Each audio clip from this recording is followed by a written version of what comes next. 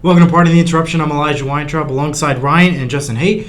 And tonight we'll be talking about, are the Warriors on the decline or not? We'll start off with you, Justin. What do you think? Absolutely not. Look, I understand that losing Jordan Poole is a big blow for this offense, but you still have the original big three, Steph Curry, Klay Thompson, Draymond Green, who not only won a championship in 2015, but the year after finished with the best regular season in NBA history. You also have Chris Paul, who, granted, isn't in Clippers form, but for a team that loves to pass the rock around and an unselfish team, he is exactly what this offense is looking for. All right, so he thinks that this is what they're looking for. What do you think?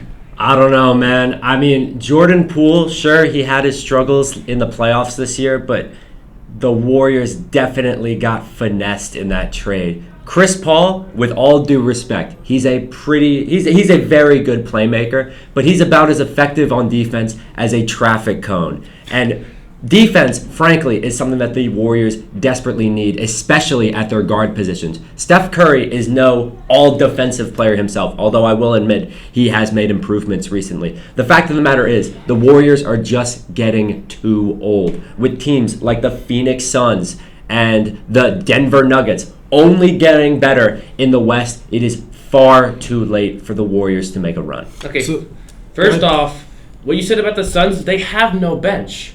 What happens if Durant or Booker or Bradley Beal gets injured? Who do they have off the bench to be that playmaker for them? True. I mean, I would make the same argument regarding Golden State, though, and I'll tell you why. When they get their, I guess, I don't know if Chris Paul, they're planning to run him alongside Steph Curry, but like just looking at scoring options for them, especially since Andrew Wiggins can have these stretches of games where he's going to be super passive on offense, it's Steph and it's Klay, and then it's who?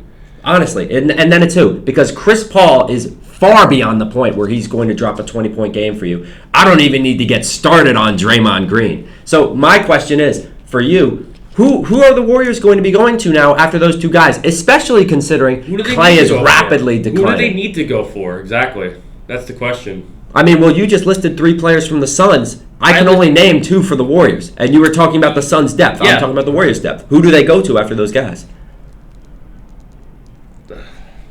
It is a tough question. And here's the deal. Yeah. The Warriors are definitely still in prime position to compete in the West. But my problem is, they've just traded away a large part of their future in Poole. And sure, they do still have Kuminga. And I think that guy has plenty of upside. But they've traded away Poole. They traded away Wiseman recently. So I don't see what the front office is doing at this point.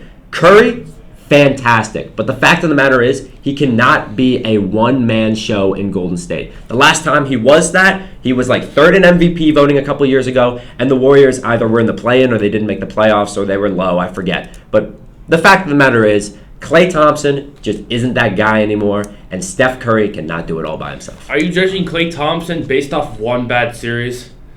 I would say more a bad season in general, but sure, one bad season. Yeah. Players can have a bad season. This is completely off topic, but I want to just mention Russell Wilson. He had a terrible season. He's probably going to have a bounce-back year. Why can't Klay Thompson have a bounce-back year? That's very true. Personally, I'm a little bit concerned for Klay about the injuries that he's had recently, and definitely had a poor season, but you are absolutely right. Klay could have a bounce-back year. Only time will tell for the Warriors. All right, so that will be it for today's edition of Pardon the Interruption. Join us next time.